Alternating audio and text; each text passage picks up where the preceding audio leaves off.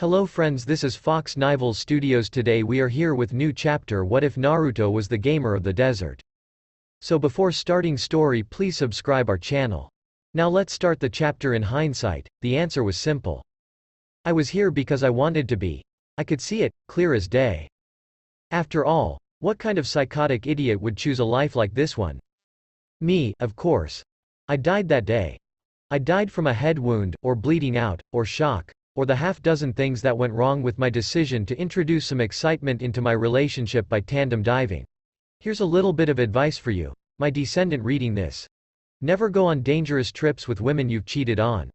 I mean, in my defense, she did say she'd forgiven me. But considering she was as good a liar as I was, I should have seen the red flags a mile away. That's enough of that, for now. Yes, I died, but that's not where the story ended. Dare I say, it was where everything started. Like all my life before death was some sort of prologue. Some first chapter of an infinitely long book still in the process of being written. The real story starts with the answer to the age-old paradox. Is there life after death?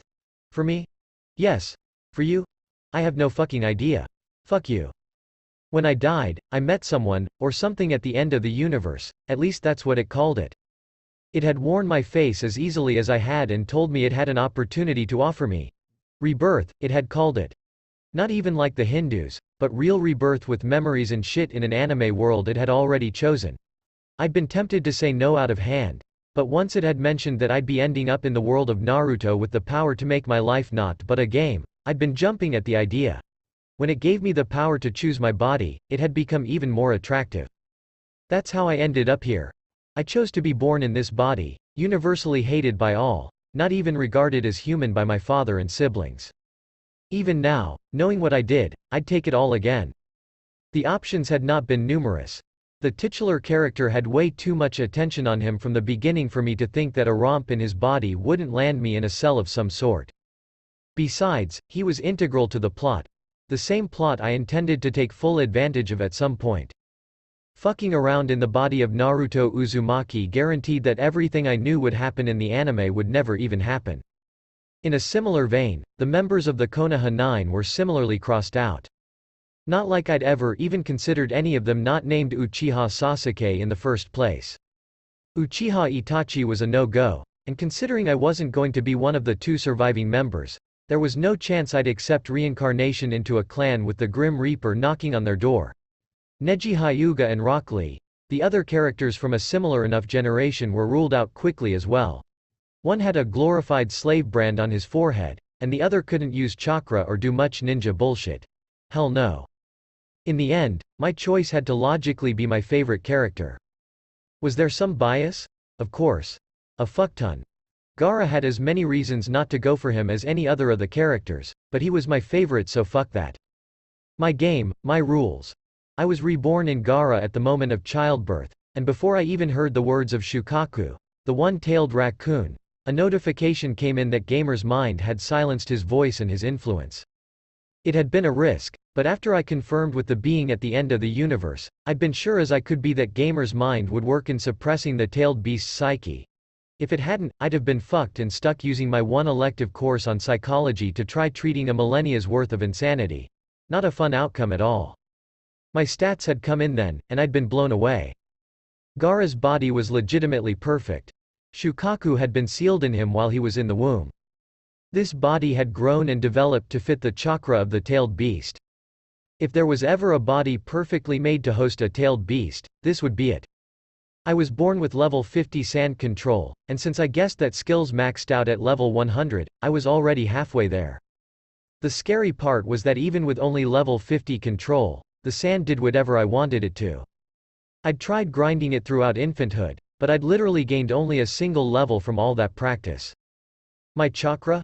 Practically infinite and continuously growing. Not growing by much, mind you. My working theory was that the combination of Gamer's mind and Gamer's body had done something to fuse Shukaku and I. His chakra, at least. His mind and will had been purged with extreme prejudice, but that good chakra was all mine. It let me control the sand like it was one of my limbs. I regenerated practically instantly, and I was already beginning to suspect that higher levels of sand control would allow me turn my body into fucking sand. Well, not suspect. I had it confirmed. When I'd tried turning my hand into sand, a little pop-up appeared telling me I needed level 75 sand control for that. The gamer was broken with those two abilities alone, and when you added the ability to view everything in a series of stats, know exactly what needed improving, and could see your skills improving in a real-time progress bar, I was God. Not yet, but soon. Sage of Six Paths. I'd fuck him 7 ways to Sunday eventually. I'd come into this world 6 years ago, and today was the day I took my first step into the wider ninja world. I'd be joining the academy. Yashimaru had been really cute when he raised the idea like I'd had any other choice. He'd made it seem like it was up to me to make the decision, but I'd never delighted in self-deceit. For all the power I had right now, any Jonin could fuck me 7 ways to Sunday, so my cage father was so far above me it wasn't even something to consider. If I'd ever said no, I'd have been made to attend one way or the other. Besides, I wanted to be a ninja. I loved power, and my desire to be a contrarian shit wouldn't be getting in the way of that. Speaking of Yashimaru, he served as my primary caretaker as from the moment I'd been weaned. I was kept separately from my family and raised by the Chunin, constantly surrounded by Anbu that didn't even bother to hide. I could see why Gaara had been so insane in the anime. Me? I couldn't care less. I loved the solitude. Whenever I got bored, it just took a quick walk into the personal library they'd built me once I conveyed my desire to read. There was always something to read there. It was almost like they feared me getting bored. I could see why though. Last time I was bored, I'd considered killing Yashimaru to make sure canon stayed the same and ended up accidentally leveling enough killing intent at him to make the young man almost attack me in self-defense. Another thing I'd inherited from Shukaku. Massive fucking killing intent. Nowhere near as powerful as his, of course. His psychotic impulses that added a certain je ne sais quoi to regular killing intent were gone, so I had to make do with the vanilla shit. We walked to the academy and looked, to all, the world like a regular family.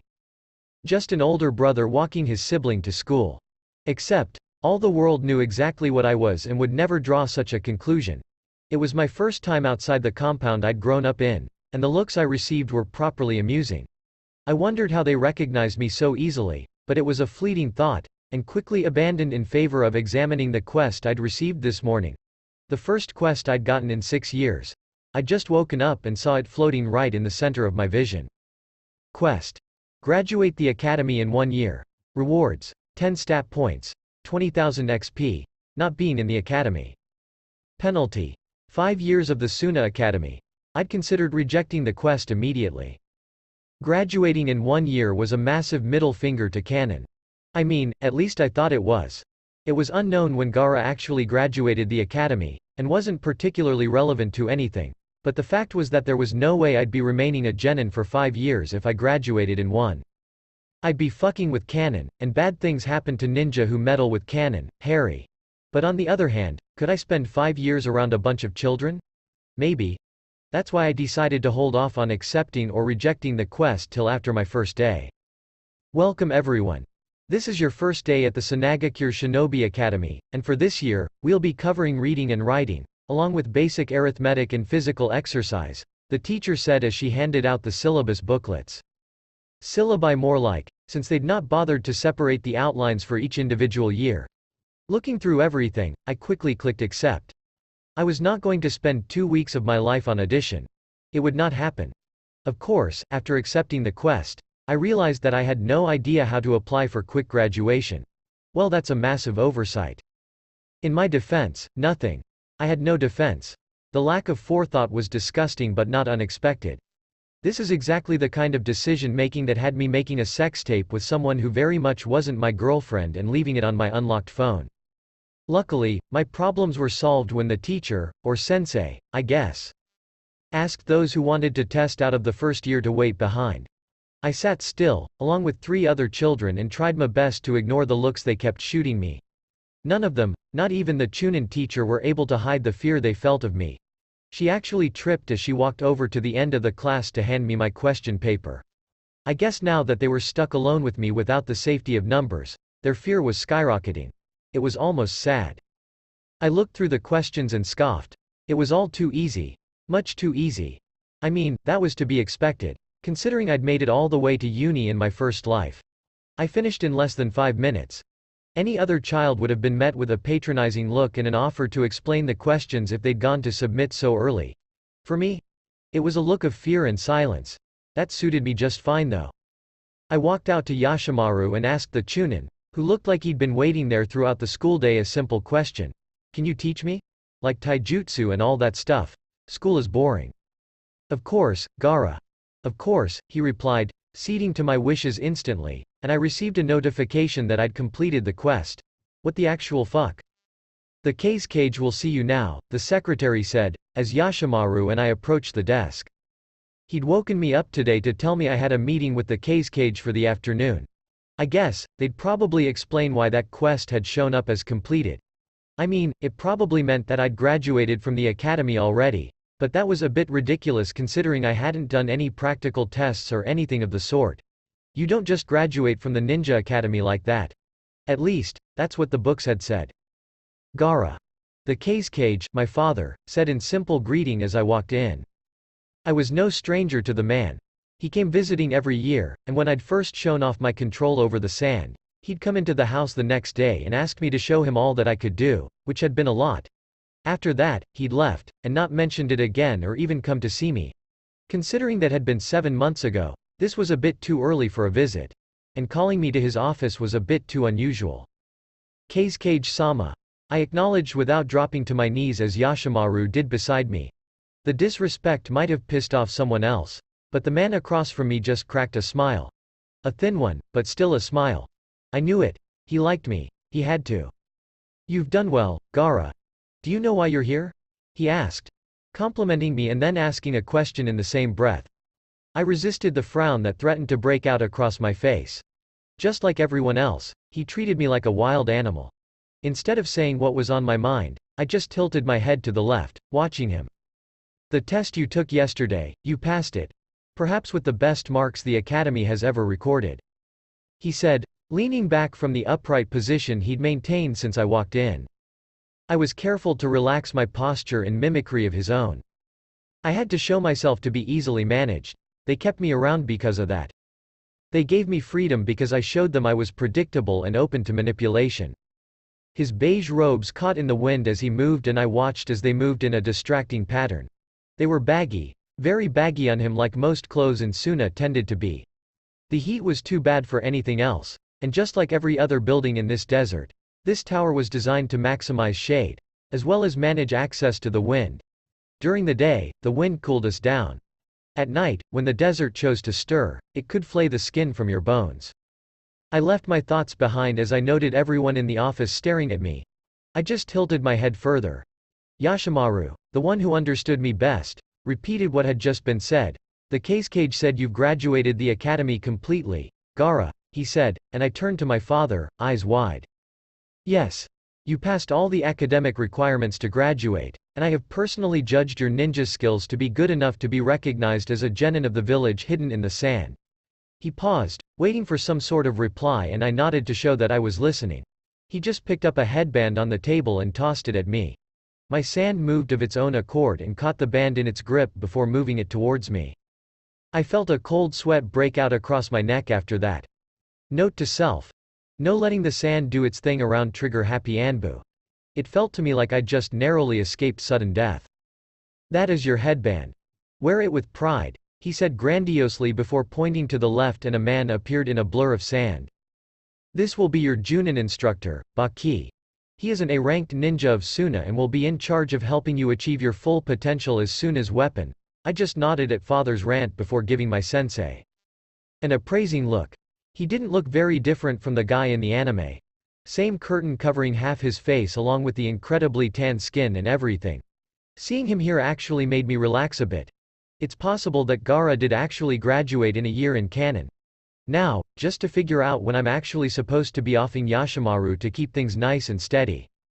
From then, I'd quickly found myself in a training ground alone with my new instructor.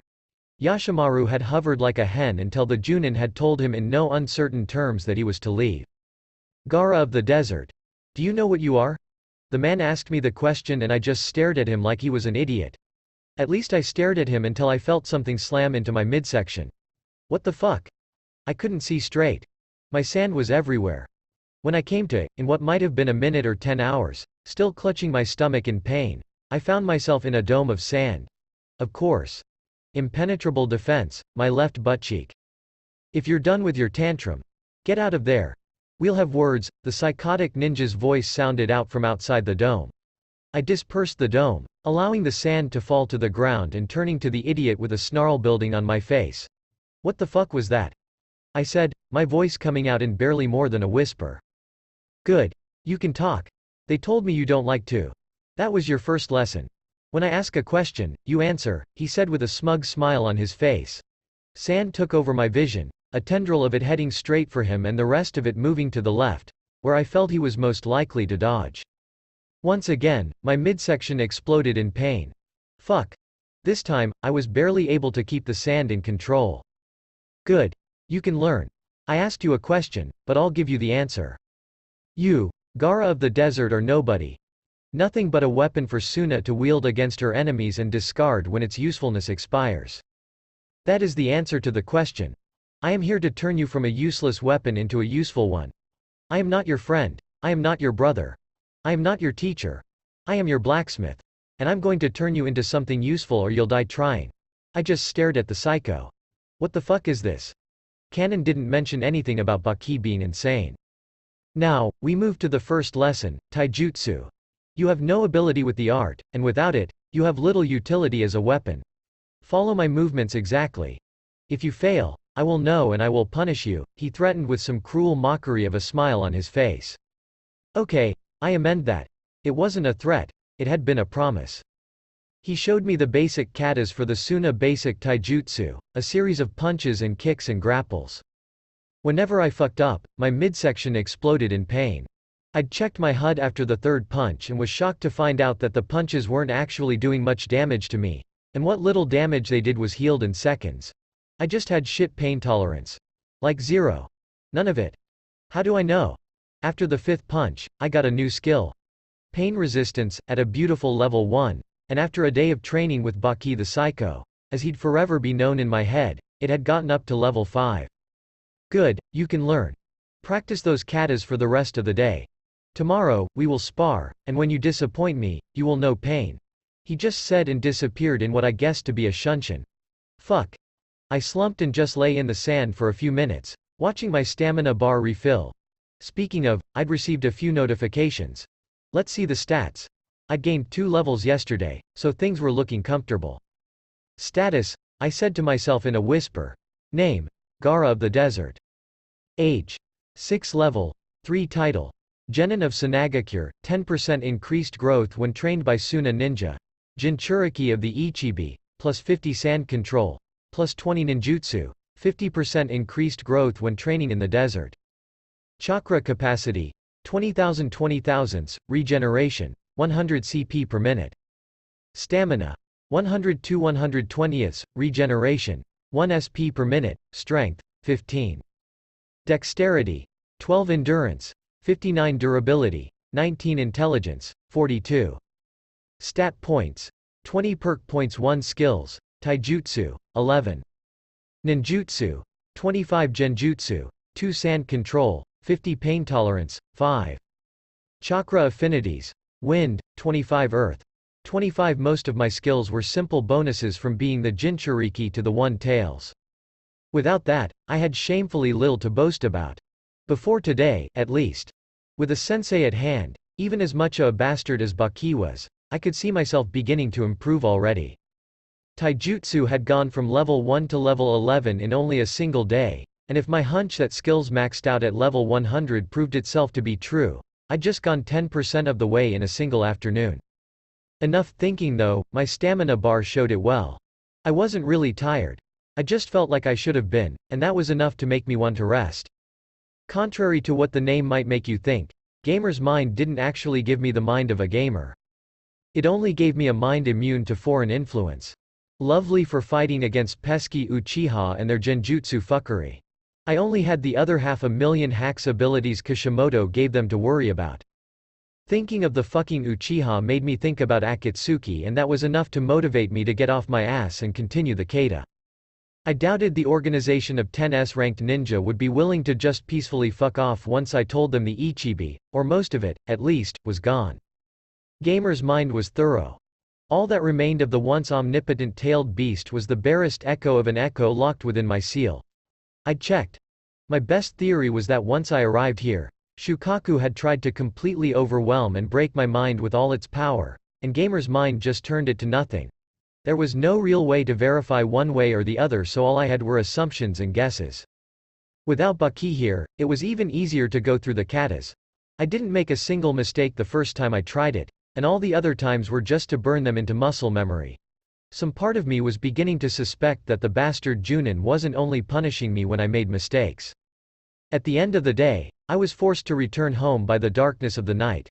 My HUD showed that it was getting to 11 p.m. And knowing that if I didn't get at least 5 hours of sleep, I'd end up with a sleep-deprived debuff, so I decided to call it a day. Taijutsu had only gained 2 extra levels. "Are you okay, Gaara?" Yashimaru asked, eyes searching over me as I walked into the house, probably looking for any signs of damage. I just waved him off, declining the offer to eat dinner and making my way to bed. I didn't really get hungry, so I could just have a large breakfast tomorrow to get the nutrients I needed to keep growing. Gamer's body made things easier, but not automatic. Of course, my statement about breakfast turned out to be tempting Murphy. I woke up by exactly 5 a.m. and found myself staring straight into my sensei's visible eye. The man's grim face was not a beautiful sight first thing in the morning, and I clamped down on the urge to drown the man in sand for the incursion. All my attempts, and they had been many, yesterday had done naught but land me in more pain. "Good. You're learning," the bastard said like he could read my mind. "Follow me." I didn't even bother asking for permission to take a shower or change clothes. I could read people well. It was the one talent I'd been born with, and all the vibes I got from Baki told me he'd use even the slightest challenge to his authority as an excuse to punish me. He just smiled, a long, cruel thing, as I arrived at the training ground a few minutes after he'd woken me up. I'd jogged the entire way and was already working up a bit of a sweat. The Suna sun was beginning to rise, and in a few hours, it would be suicide for anyone to remain outside for any long period. The books I'd read and the little I'd witnessed from Suna Genin showed that most teams did their training a few hours into the evening, when the weather was most favorable. In comparison, yesterday's training session had started in the middle of the afternoon. "Show me what you learned yesterday," was all he said as he settled into a stance. I mirrored him and moved in with a 1-2 punch kick combo that he knocked to the side with contempt. I didn't allow it to bother me. He was a Junin. I just started learning taijutsu yesterday. Of course he'd be much better than me. He was content to remain on the defense, so I went through all the katas I learned yesterday and then some. I tried improvising different combinations, and got to feel by myself what would work and what wouldn't against a real sparring partner. An hour in, down to the minute, if my HUD was correct, it always was, the bastard switched things up. He went on a total unrelenting attack, and it took all I had to survive the onslaught. The fucker was ruthless. Even holding back as I knew he was, his punches still hit like trains, and his blocks were solid as steel. After I tried blocking the first punch, I never made that particular mistake again. We kept at it until I suddenly clutched my midsection. The pain was every bit as terrible as the first time, as I struggled to see through the tears that had automatically flooded my eyes. "That's enough. Now, we will focus on chakra control. I've been told that you have no training on the subject," he said, backing off from me and plopping down on the ground in the lotus position. I followed his lead, doing my best to ignore the quickly vanishing pain. "Follow my lead and do what I do. Close your eyes. Feel within yourself. Don't search for it, let it find you." I did my best to follow his instructions, and I was welcomed by a completely new sensation. It felt wholesome and complete. It felt like I'd been missing something my whole life. Like everything before now had been monochrome, and then suddenly, I could see color. Everything just became more colorful, more vibrant, more beautiful. Life just became life. XXXXXX the Kazekage, 2 months Baki. I have given you Gaara for 2 months, and what have you achieved? I was close to screaming at this point. The man was prostrated on the ground before me, trying to explain what he had done for 2 whole months. "His taijutsu is impressive, my lord. He learns at a speed I've never seen before. He learns, and he doesn't stop. He's well paced to become a taijutsu master beyond all in the village by the time he turns 10. The Junin said, clearly trying to divert my attention. Gaara is the Ichibi Jinchuriki. He is Suna's weapon. His taijutsu is meaningless. Teach him to use those chakra reserves for something beyond physical enhancement, or I'll find someone who can. Don't test me, Baki, I said, ending the conversation before rethinking things and adding one last bit. And Baki? I asked. The ninja, not having gotten up from the floor, met my eyes with him and I flooded the room with all the killing intent I could safely muster within the village. Gaara is Suna's weapon. Yes. He is also my son. Your training methods are not appreciated. Dismissed. I couldn't outright stop him from training his own genin how he wished. I'd have a rebellion on my hands nearly instantly if I tried to do something like that. The ninja of this village cherished nothing more than their independence. I turned away from my desk and looked out towards the village. We were still surviving for now, but definitely not thriving. The idiot of a daimyo had begun sending out for foreign ninja for missions, and advising the rest of the court to do the same. He thought this would bring us to heel, bind us closer to him after he starves us out. I'd never seen such stupidity in my life. But the daimyo's foolishness was still beginning to hurt us. Clients were beginning to dry up. Not just the daimyo and his nobility, but even the merchant class of the Land of Wind were beginning to reduce their requests for aid and rely more on foreign shinobi to complete their missions. I had to do something, and soon. Sure, we could survive a few more years before things truly become untenable, but what kind of cage would I be if I didn't? Solve the problem before me as it stood right now. Especially when the solution was so easily in sight. The next Chunin exams will take place in Kusa, yes? I asked my secretary to make sure. Yes, my lord, she replied and I nodded, beginning to mull things over in my head already. The exams were 4 months away, and Gaara was already showing skills beyond the best of our Chunin. His taijutsu was something else. Excellent for his age and only held back by his body. His use of the Ichibi's gift was also spectacular. He could control the sand almost as well as I could control my gold dust. 4 months was more than enough time to ensure he could dominate the exams. Total and complete victory on such a wide stage would neatly put our problems to rest for the short term, allowing me to come up with a longer-term solution for the daimyo's foolishness. I stretched out my hand, allowing the sand to mimic my motions, moving from shape to shape as Rasa had taught me last week. After 2 months with Baki focused only on taijutsu, Rasa had begun to show up and help me with my sand. He gave me exercises and goals to complete. Everything he asked me to do was done with ease, but the more things he asked for at the same time, the harder it became to maintain. With how things stood, I suspected that the first 50 levels gave me total control over sand, but the true multitasking I needed to take things to the next level would be found in the next 25. In that same vein, I suspected the last 25 levels of the skill would center around transforming my body into sand itself and learning to fully transform into the one-tailed raccoon. Fuck. I could already drool at the awesomeness. Even with Ross's attention though, I still spent most of my days with the bastard. We didn't focus on taijutsu as religiously as we used to. Instead, we switched things up and were now working on nature transformation and chakra control. My wind nature had already gone up 4 levels in the past few weeks and I'd learned a fuck ton of jutsu in the relatively short period. I'd thought jutsu had to be difficult to learn, but with the power of the gamer, it was easy as pie. I just had to perform the jutsu successfully once and then the jutsu was counted as learned. All I had to do was then train my mastery of the jutsu itself over time to increase its effectiveness and efficiency. Speaking of jutsu, I moved my sand into a barrier to block the wind breakthrough that Baki sent at me from the left. I kept a careful eye on the sand that was still going through shapes as it was supposed to. The first time Baki had tried a surprise attack like that, I'd fucked up the exercise because of how surprised I'd been forced to start the entire thing again to appease the bastard. Now, it was just part of the daily training. Speaking of training, I moved part of my chakra in a specific pattern, trying to use one of the few original jutsu I had in my disposal. The sand clone formed out of the ground beneath me, only to fall apart at virtually the last second. Fuck, sealless jutsu was still beyond me. I grinded my teeth together at the thought. Sand was easy. I could control sand. It was second fucking nature. But for some reason, when I tried to add the chakra components that allowed me to make a sand clone, it fell apart when I didn't use the seals I'd set aside for it. I couldn't for the life of me figure out why. Perhaps I should be experimenting with an easier jutsu like the regular bunshin or kawarimi, but they weren't as useful to me right now as the sand clone jutsu, and so there wasn't as much use in learning them without seals. Perhaps the only disadvantage I'd seen in being the gamer was that skills so rarely translated from one area to another. Learning to use one jutsu without the seals was not going to help with using others. It was a question of each jutsu's individual level, and sand clone just wasn't there yet. I looked at the jutsu's page with a scowl on my face. Suna Bunshin no Jutsu. Level 43 user creates a clone made of sand that shares the user's consciousness. Cost half of user's CC. That bit about sharing consciousness was no joke at all. I couldn't just spam Suna Bunshin the way Naruto could spam Kage Bunshin.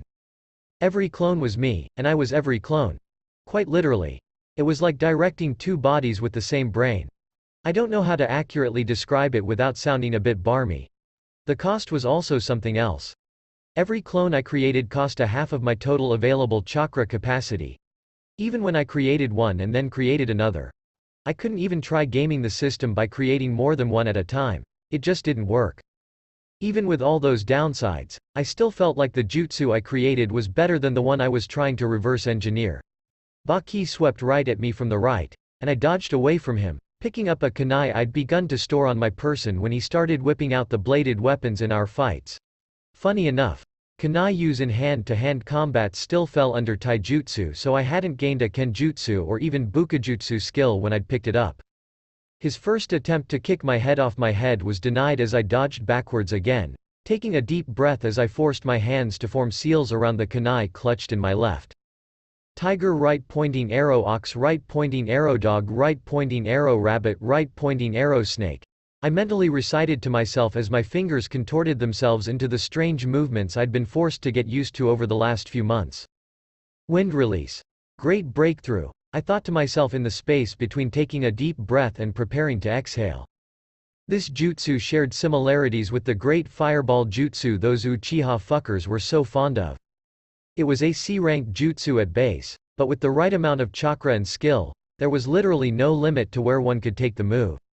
With a literal nuclear reactor in my gut, all I had to do was stoke the winds I'd inhaled with all the power I could safely add and exhale a fucking hurricane. The winds blew apart everything in front of me, picking up the sand that had sat peacefully on the floor and creating a literal sandstorm. The jutsu was only level 40 so far, but with this much power already, I didn't mind the slow progression. I searched the area around me for the bastard.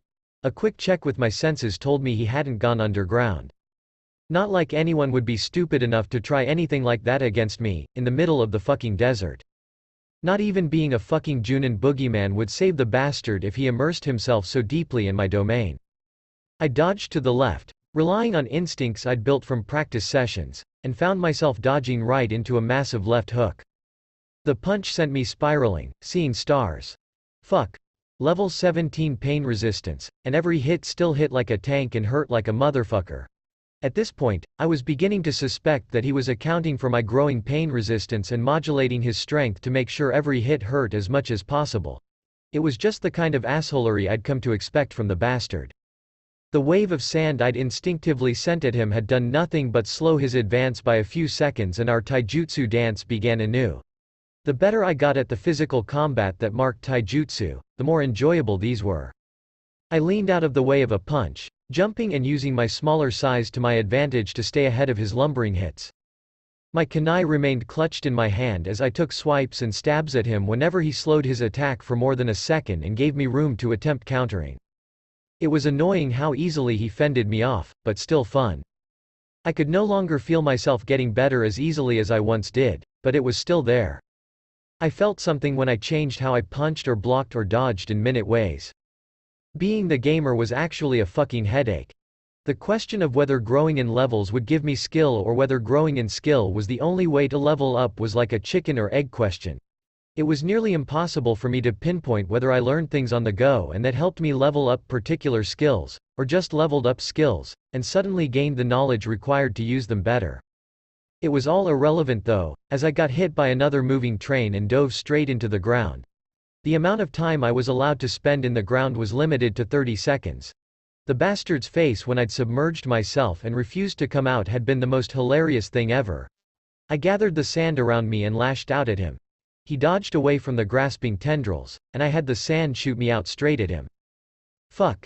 I definitely didn't think this through, I thought to myself as I sailed through the air uncontrollably. I'd underestimate the power my sand could have as a platform, especially when enhanced by wind release chakra. I flew at a speed beyond what I could even keep up with and didn't stop until I flew straight into a fist-shaped brick wall. I felt my body fold around the punch with the kind of detachment that only came with the most extreme forms of pain. I felt nothing but pain, and nothing at all in a few seconds. Fuck. That was just brutal. I don't need to tell you that that was a monumentally stupid idea. I'm surprised you could come up with such stupidity on your own. I ignored the bastard's voice ringing in my ear as I coughed and tried to find my feet. That is enough for today. Practice the other jutsu I gave you to work on. We will be going on our first mission tomorrow. I couldn't even gather the energy to be surprised by the declaration as I remained slumped on the floor, grounded by the debilitating attack. It felt like he'd actually broken a few of my ribs this time. My HP was slowly regenerating, so it was only a matter of time till I felt fit as rain, but this pain was still a bitch and a half to deal with. XXXXXX. I stood at the training ground we always met in, waiting with frantic energy for the bastard. My first mission. It had to be something good. I knew it couldn't be AD rank. I remember Baki's reaction when I'd brought up the idea. Baki. When will we be going on missions? All the other genin have gone on a few. I asked while doing my 70th push-up of the day, resting on a platform of sand. Stupid monster. All the other genin are going on D-rank missions, he'd replied without even looking at me. So when will I be getting one of those? I asked, ignoring what was practically a term of endearment at this point. Never. You are soon as weapon. Do you think the village will waste its resources by having you clean gutters and paint houses? You might bear the rank, but you are no genin. Don't get it twisted. When war breaks out, the other genin as you call them will be messengers, specially kept away from combat. Where do you think you will be? He asked, his tone getting into that unique flavor of disdain that I'd become accustomed to hearing from him. Right in the thick of it, I imagine, I said sarcastically. Indeed. The higher-ups will toss you at all the most dangerous enemy shinobi until you kill them or they kill you. That is the sum of your worth, Gara of the desert. Maybe if you kill enough enemy shinobi, the village might even mourn you for a day before replacing you. Well, aren't you just a ball of sunshine? I tried to inject as much venom in my tone as possible. Fucking bastard. After that conversation though, I'd removed the thought of missions from my head, and instead focused on getting better as quickly as possible. I had no doubts that Suna would place me right at the front lines in any conflict building between the villages. They wouldn't even hesitate to unleash the Ichibi if they felt it would give them the slightest advantage over the other villages. That's why, every day I went to bed with the thought that I still wasn't doing enough in my head. It's why I trained from dawn to dusk in the burning Suna sun. It's why even now, I train. Almost as if on schedule, I gained another level in chakra control. I paid little attention to the beads I was sending running around my palms with chakra alone. Doing my best to both train my ability to focus on multiple subjects at the same time as well as my chakra control itself. It was good, hard work. I am the gamer. For me, hard work means more. I can see the fruits of my labor in real time. Every day, I feel myself getting better. Perhaps, without this advantage, I'd have given up already. Training to be a ninja was hard. No one ever said it in the anime, but jutsu were not easy things to learn or master. Taijutsu literally required you to beat yourself bloody day after day and keep going back for more. Genjutsu was even worse for me. As it didn't work on me, I had no frame of reference for making one. Baki didn't even bother teaching once he noticed what a drag it would have been. What use does a blunt weapon have for a tool as nuanced as Genjutsu? He'd said when I pressured him to continue the lessons. In case it hasn't sunk in for you yet, Baki is a bastard. With a capital B, the man was petty, vindictive, and most annoyingly, an actually good teacher. A good teacher for me at least. It hadn't taken him any time to figure out what things I excelled in and what methods worked best for helping me get even better at those things. In 4 months under his tutelage, I'd gone from being just on the level of the average chunin to being able to take on junin. That's what Yashimaru said, at least, and I trusted my caretaker to at least be honest about things like this. Weapon. Don't just stand there looking around like an idiot. Move. We have a mission, Bastard said, appearing over my shoulder from nowhere and disappearing in Shunshin a second later. I focused my chakra and followed along with him. My Shunshin was nowhere near as good as his, but for a straight line within the village, following him was not difficult in the slightest. The jutsu worked in two ways. It created a corridor of chakra, eliminating things like air resistance and friction for the moving shinobi, while at the same time, giving the shinobi a boost like being shot out of slingshot. Because of that, following someone else's Shunshin was easy enough. You just had to search out those corridors of chakra that marked the jutsu's path. The bastard hadn't even taught me about that tidbit, he just kept following me when I used the jutsu during our spars until I figured it out. It was another one of his teaching tactics, letting me figure things out for myself, while punishing me when I failed. Effective, but brutal. When we arrived at the village gates, we were met with a procession of carriages. The bastard had waited for me, and began to speak as we walked forward. Our mission is to escort the Lord Chigiri on his visit to his cousin in the Land of Water. His safety is trusted in our hands, so we must not fail in this. I just nodded as we walked, not even commenting on his strange lack of insult in the entire sentence. I'd have expected to be called an idiot at least 3 times in that sentence. I guess he had to shape up around clients. You must be on your best behavior. Lord Chigiri is aware of your nature and your behavior will reflect on Suna. You must not show us as a village incapable of controlling our weapon. There it is. The dehumanization. If I wasn't a whole adult who'd lived a fucked up life once already, his not so subtle attempts to change how I saw myself might even have worked. I suspected that along with training me, the Kazekage had asked him to ensure I continued to view myself as Suna's tool. Joke's on them though. I'd never be giving up my life for Suna of all places. Not just Suna, really. Anything. No one in this world is worth dying for. I'm the only one here who truly matters. They are 0, and I am 1. I could spot the noble from a mile away. Flowing robes, surrounded by samurai and staring at everything around him with visible disdain. The black eyes, pug nose and obnoxiously high cheekbones weren't doing him any favors, to be honest. Not the most handsome of me, but not the ugliest I'd ever seen. The bastard took that throne. Why else would he cover half his face in a curtain? When we got to him, Baki slightly inclined his head, and I did the same. Shinobi only bowed to their cage. They spoke between themselves about the mission, but I tuned them out as I thought about what it would be like beyond Suna.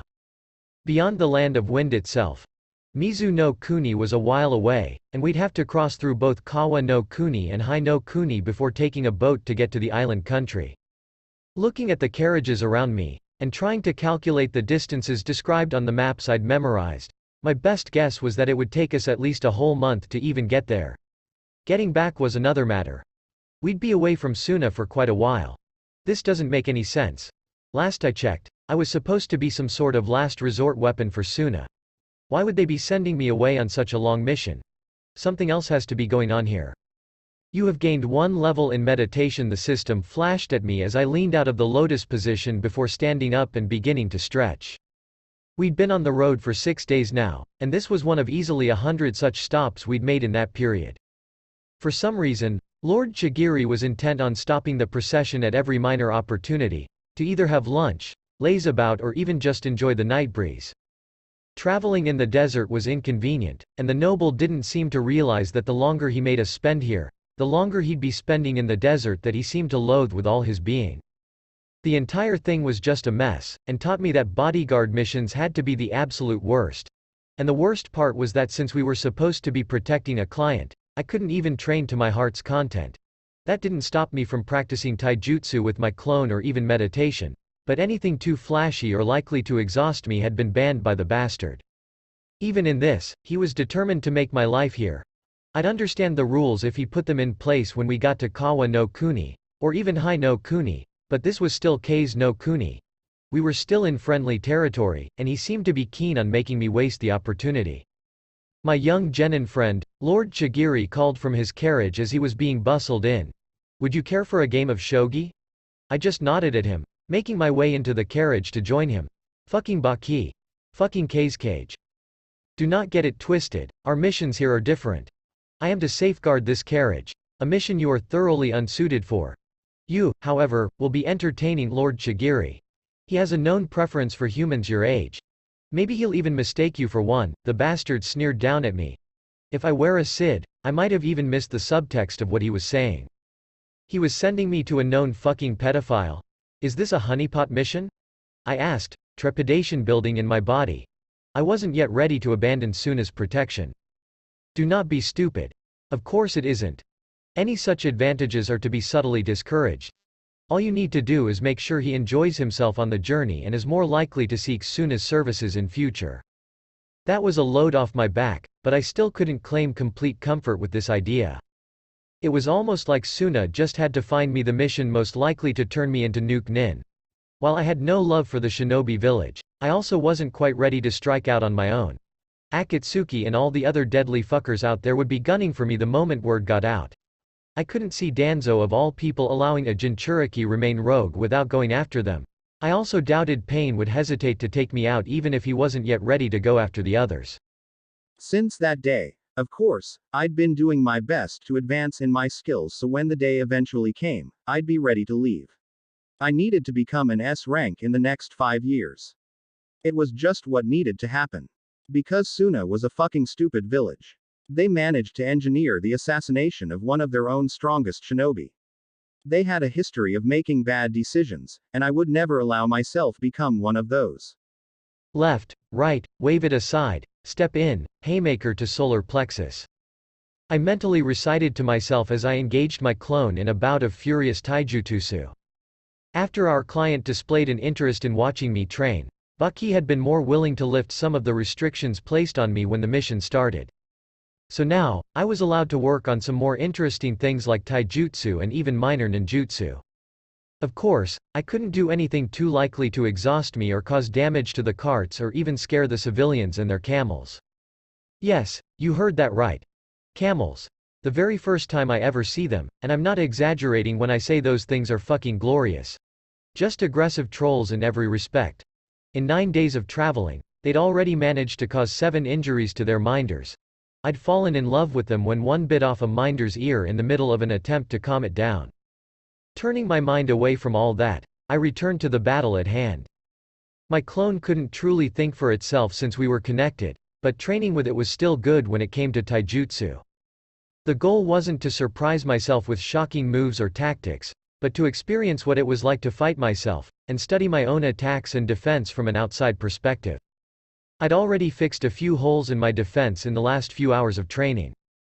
They weren't a lot since I was still at the same level of myself and couldn't train myself the same way Baki could, even if I was beginning to suspect that I'd soon reach the limit of Baki's own ability to help me get better. After all, he'd as much as admitted that he was no taijutsu master, and from what I'd seen with all the training Chunin I'd gotten to watch, I was already better than they were. I was probably knocking on the door of Junin level. I guess that's the power of single-minded focus on a single field, a Jinchuriki's endurance and healing factor, as well as the power of the gamer. I dodged out of the way of a wave of sand and continued my barrage of my clone. Now, it was a 2-on-1 thing, with one of my clones being relegated to long-distance support. I needed more expertise with using my sand against actual targets. I was much better at Gaara had been in the first part of the anime, when it came to taijutsu, but my sand control lagged behind. Okay, that's a bit misleading. Not the sand control itself, but my ability to use the sand in battle. I had exactly 0 experience in that field since Baki barred it when he trained with me, and even when he allowed it, he was much too fast for me to have even the slightest chance.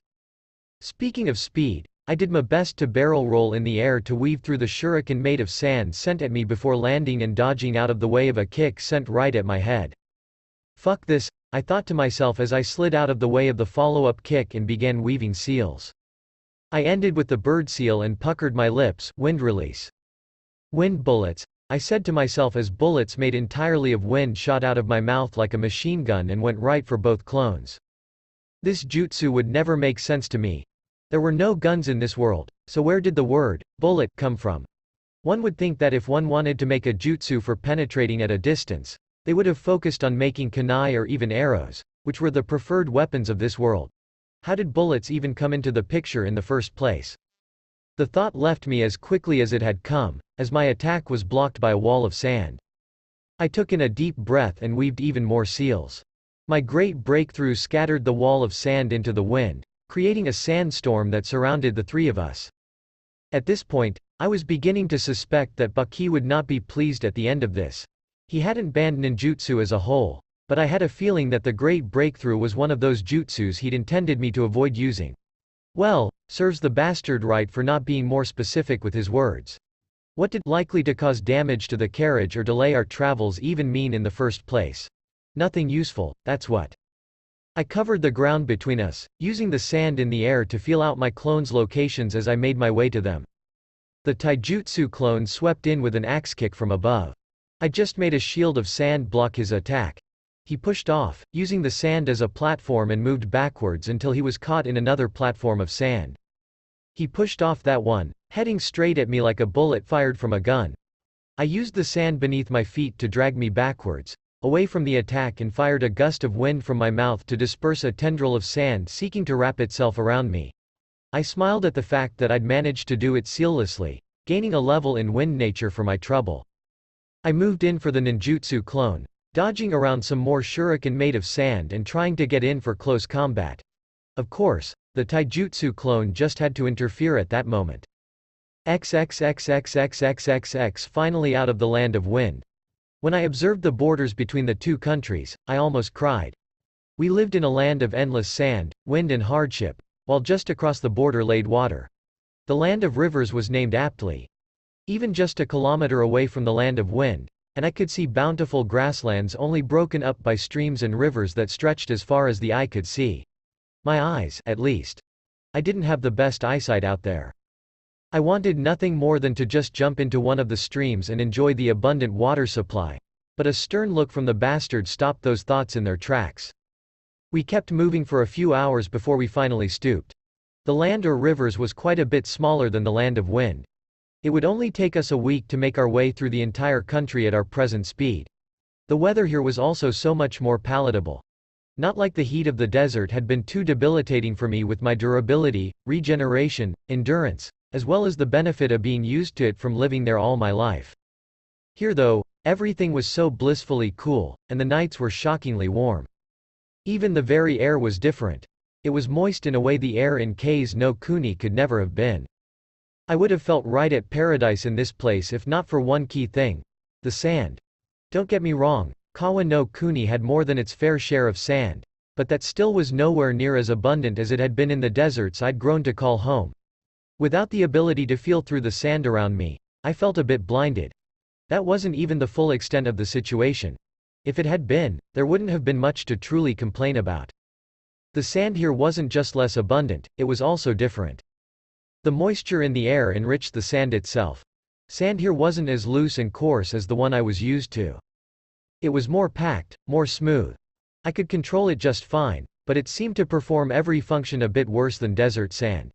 It moved slowly, sluggishly, and hit too softly. It was heavier, so that meant it had more mass to work with, but that also made it move slowly. I had to put way too much focus to get it to hit with the same kind of force I could get at will with desert sand. Being in Kawa no Kuni finally answered the question I'd always had when I watched Gaara in the anime. Why the gourd? I mean, he could control sand, and sand was everywhere, so why did he need to carry his own sand with him? I guess the answer was in the quality. Desert sand was more useful for pretty much everything combat related, so he carried it around by himself. Fuck. My outfit of a pair of combat pants and a shirt did not lend itself well to having such an addition to my clothing.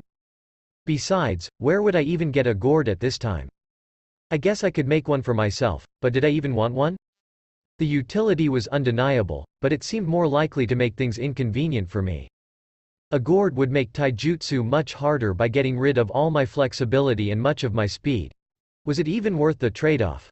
I mean, I could go the middle ground and get something similar to what Gaara had in the Boruto movie, small gourds attached to each waist, but I suspected there was more than a little bit of fuinjutsu involved in making those things work. Fuck. Just a few hours away from the land of wind, and I wanted to go back. I felt so naked out here. No sand, no defense. Fuck. I hadn't thought this mission through at all, and noticing the bastard staring at me, I turned to him with a significant look. Did he know? I see you've realized your foolishness. Sand out of Kase no Kuni is worlds different from the sand with Kase no Kuni. The desert is your home. It gives you your name. It's the source of all your power. Never forget that. he said, giving me a significant look before walking away, and I did my best to avoid showing my displeasure at his words. Now, I could see whose idea this had been. The failed attempt to manipulate me stunk of rasa. Of course, sent me on a mission outside the village, leaving me stranded without my source of absolute defense to get me even more dependent on K's no Kuni, and thus, Sanagakure. I would have even respected their bullshit if it wasn't being directed at me. It was an admirable method of indoctrinating a child into a certain ideology and inspiring a sense of nationalism. It was also very fucking risky. Were they really going to risk me outside the village without my primary form of defense? I tried to think it through from their perspective, and I could already see the logic behind the risk. This mission was only a B rank because of the distance being covered and the fact that Lord Chigiri was actual nobility. In terms of real danger, I found there was little to worry about. Lord Chigiri was going to visit his cousin, and made this trip twice every year, and according to the bastard, there had never been an issue. The only real challenge would be the distance. I could see the rationale. Expose me to danger without actually exposing me to danger to teach me that Suna was safe, and everywhere else was not. Fucking bastards. I turned away from Baki's back and split off 2 clones from myself. Even forming clones from the sand here was a bit different. The moist sand lent itself well to being molded, so that was a bit easier, but the sand was still a bit heavier. In this case, it was actually a good thing since my chakra didn't have to do as much work in converting the sand sculptures into actual clones of me. Both clones joined me by the water and began to practice ninjutsu. Without sand to fall back on, I had to make sure my ninjutsu was up to par. There was more at stake now. If even the slightest thing went wrong, I could end up dead as a fucking doornail. That could not happen. I would never let it. Both my clones focused on wind release while I worked on earth release myself. As I kept using the jutsu, more and more things about my unique clone jutsu revealed themselves to me. For one, I could share consciousness with my clones, but they did have some consciousness of their own. They could make decisions and use jutsu, but I was still aware of every decision they made or jutsu they used and why. It felt less and less like I was one person in 3 bodies, but more like I had become 3 people in 3 bodies who shared a deep mental link. I don't think that description made much sense. All you need to know is that I experience things as my clones do, and through some form of chakra fuckery, I wasn't going mad from the experience. That would not have been fun, to say the least. I went through the hand seals as the scroll depicted them. Ram, dog, ox, snake. I mentally recited to myself before saying out loud, earth release, earth wall, and slamming my hands into the ground, filling it with my chakra. Predictably, I wasn't able to create more than a small mound of loosely packed stone that only bore the most superficial similarity to an actual wall. A.N. Thanks for reading. We just started Chapter 5 on the Patreon page. Feel free to join me there if you feel like supporting my work. Same username as up here. The link's on my profile. Stat sheet. Name: Gara of the Desert Age. 6 level, 3. Title: Genin of Sanagakure, 10% increased growth when trained by Suna Ninja. Jinchuriki of the Ichibi, plus 50 sand control, plus 20 ninjutsu, 50% increased growth when training in the desert. Chakra capacity: 20,000 20,000, regeneration, 100 CP per minute. Stamina: 102 120ths, regeneration, 1 SP per minute, strength, 15. Dexterity: 12 endurance, 59 durability, 19 stat points, 20. Skills: Taijutsu, 28 ninjutsu, 39 genjutsu, 2 sand control, 57. Pain tolerance: 19 meditation, 13 chakra affinities. Wind: 32 earth, 25 jutsu, sand release, sand clone 52. Wind release: Great breakthrough 40 wind release, wind bullets 24. Earth release: Earth wall 1 earth affinity has gained a level. I smiled at the notification as I watched the wall form from my jutsu. The clone across from me moved at my signal and went through hand signs before blowing a nearly invisible series of bullets from his mouth. I smiled as I noted that the wall was undamaged from my side. I jumped over it and admired the marks the wind bullets had made as they ravaged the wall. They'd failed to penetrate, but they'd come quite close. I exchanged a thumbs up with my clone as I finally considered myself passable with the earth wall jutsu. At least now, I had a good defensive option. With one of the jutsus in the scroll successfully learned, I opened it even further to look at the next one. Instead of a defensive jutsu, this one was more supplementary, and not for the first time, I wondered where Rasa had gotten the scroll from. I wasn't naive enough to think Suna Ninja made it, especially when we had so few Earth release users within our walls, and our environment made it close to impossible for anyone to build such an affinity to this level. The scroll went into a lot of detail on the jutsu themselves, clearly written by a master. Now, the only thing I wondered was if it was written by someone from Iwa or Konoha. Those were the obvious suspects and also the two villages Suna had most contact with. We had an old rivalry with Iwa and an alliance with Konoha. So the scroll was probably stolen from one of those villages. I leaned more towards Iwa since no one in their right mind would risk an alliance with the greatest of the five to get their hands on some B and a rank techniques. Yes, you heard me right. Greatest of the fucking five. No matter how much the books might have tried to make me believe otherwise, knowledge of canon made it easy for me to detect the exaggerations in their portrayal of Suna's role in events. After all, one of the history books even went as far as saying the third Kazekage was so feared by Suna's enemies that they formed a coalition to assassinate him to challenge Suna's dominance. Considering I knew Sasori was responsible for that particular death, and that there were lots of ninja in other villages who could have taken out the third Kazekage with little trouble, I didn't place much stock in anything the history books claimed as fact. Konoha won the Third Great Ninja War, and even if they'd suffered from the Kyuubi attack and the Uchiha massacre, I was loath to rule them out of the running for the position. Kumo was a strong contender, but I knew too much about the strength of Konoha's monsters to give them the throne. After all, Tsunade was immortal, and Jiraiya had been able to give Pain a good fight with his Sage Mode. Those two, along with the god of Shinobi, were enough to tip the scales in Konoha's favor. For now, at least. I'd soon be stronger than them all. Okay, maybe not so soon, but eventually. The bastard whistled for me to join the caravans, and I packed up as we made our way back to the road. Lord Chigiri was clearly enjoying this weather as he called for way more stops here than he had in K's no Kuni. We moved through the land of rivers slower than we should have, but our multiple stops were useful for my training, so I tolerated them. Without as much sand to rely on, my wind and earth ninjutsu were my primary focus, and they saw much improvement. Even my taijutsu had improved by a small bit, so that was good. Everything was going well. Of course, that had to change eventually. After all, the only things truly certain in life are death, taxes, and getting screwed over. Hold on, speaking of taxes, did I have to pay them? Did ninja pay taxes? I mean, there had to be some sort of taxation system to keep the economy running, but were ninjas exempt? We were kind of the major source of business in Suna, so I didn't think so. But I also found it difficult to believe that taxes would have followed me across universes. That was some serious dedication to messing with my life. Well, they were taxes. Even the Bible mentioned them. The last enemy to be destroyed is tax, or something like that. I was never the best Bible scholar in my past life, and here, ninjas did not have religion. Not massive organized ones, at least. Most people prayed to one of the old gods or the other. Some psychopaths even worshipped the Biju.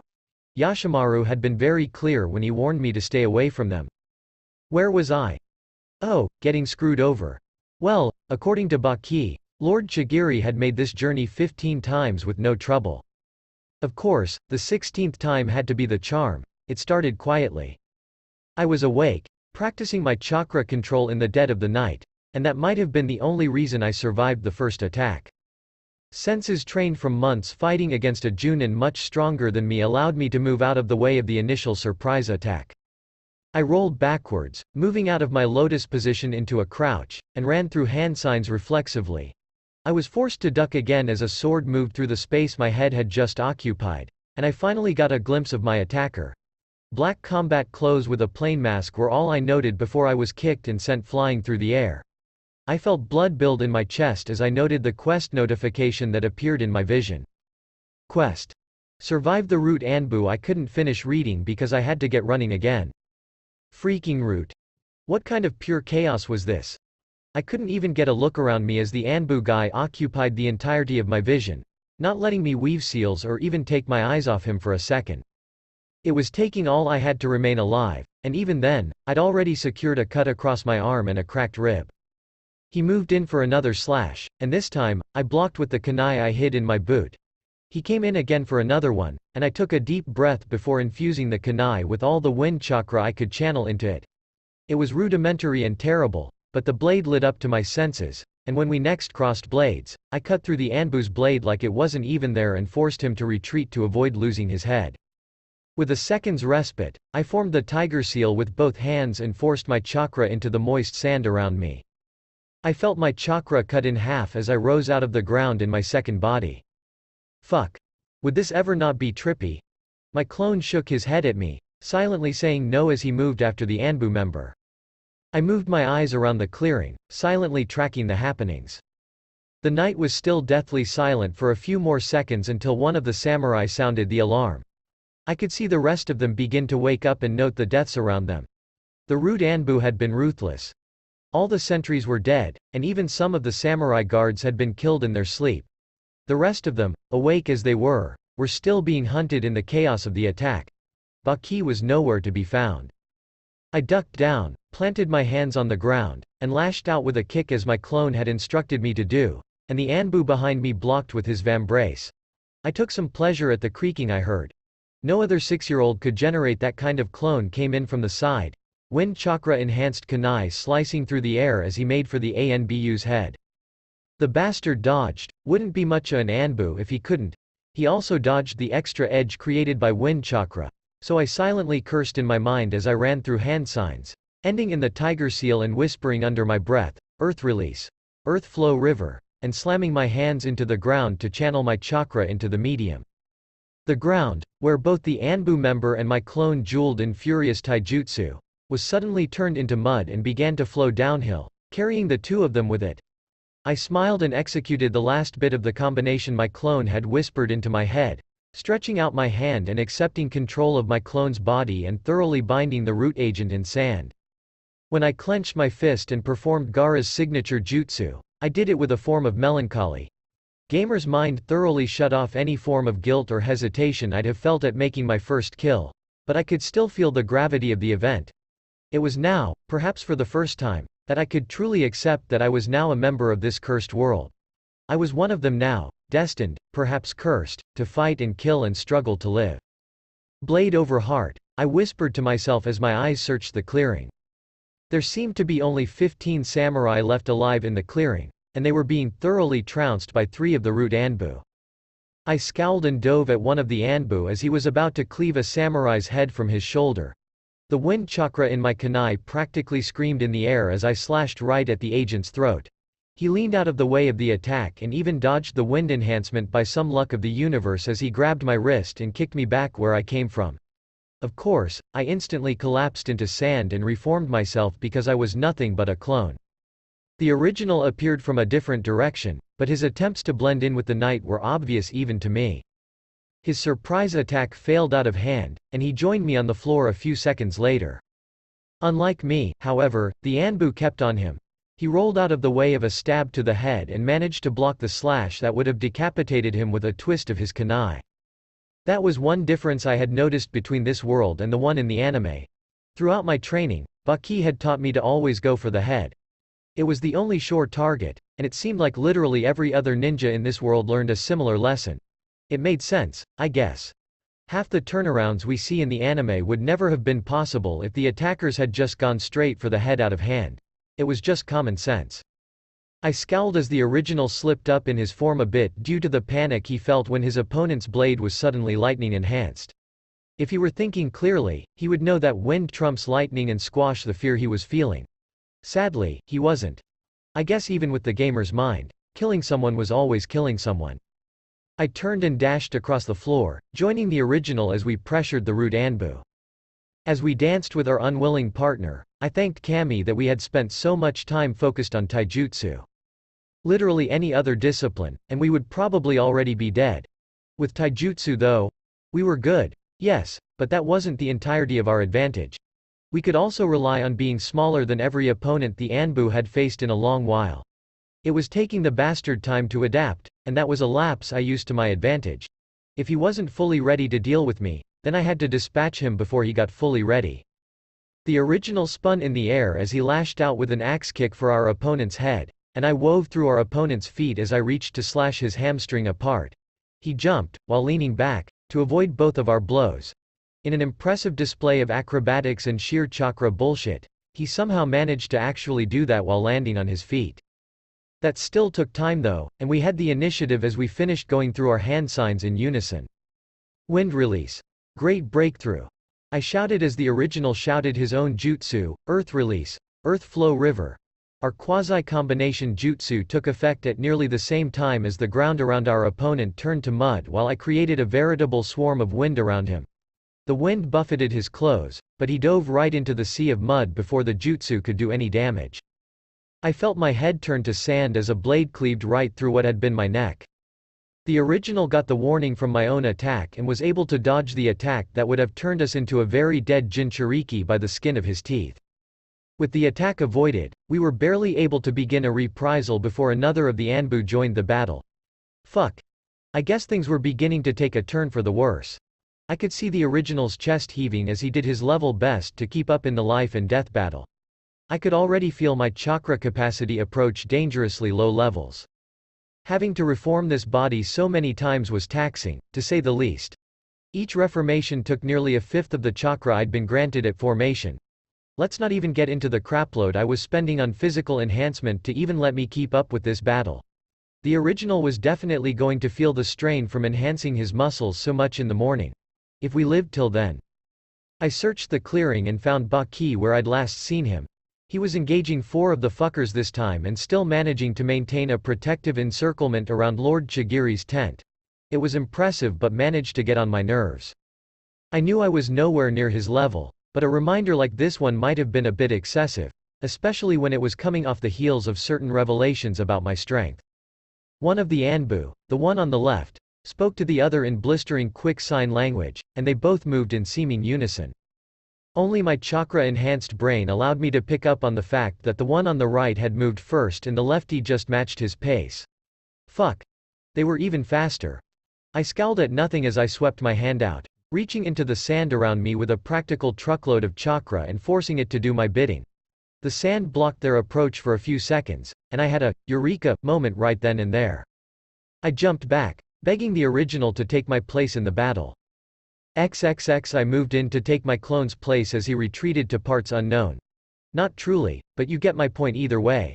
His idea was impressive, and if it worked, it would mean the difference between dying here and cementing myself as a future cage-level shinobi. The first of the Anbu broke through the wall first, and he did his best to avoid engaging me on his lonesome. I guess they already figured out how deadly my taijutsu was. His efforts were for naught, though, as I was eventually able to force him to commit to a dance macabre with me as blades of wind and lightning flashed across the dark clearing. In my seconds of clarity, I found myself wondering why this was so easy.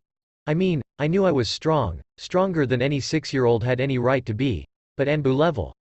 That was a bit of a stretch for even me to believe. Surely the combination of being the gamer and the Ichibi, Jinchuriki, couldn't just grant me so many advantages that I was rewriting what it even meant to progress as a ninja. The other route Anbu's success at breaking through removed my focus from that and forced me to consider other things, like how the fuck was I going to take on both of them at the same time, for one. The second consideration on my mind was whether the clone's plan was working. It seemed to be working, but it was a relatively slow process. Of course, that thought had me coming up with my own idea and sending it off to him. We both smiled in unison, as even though the root Anbu were beginning to put me on the back foot, for the first time since we entered the land of rivers, I was beginning to feel safe. I was beginning to feel like I could make it out of this unharmed. I ducked under a punch, dismissing what felt like the 100th notification to pop up in my line of sight as I blocked a slashing blade with my own. The screaming electricity ground against whistling wind for a few seconds before giving way. Of course, he managed to get his blade out of our lock before I could begin to damage it. Fucking Anbu. We moved in again, and seemed to be right where we started. The chapter is end here now. We will meet with another chapter, so don't forget to subscribe our channel for more content like this.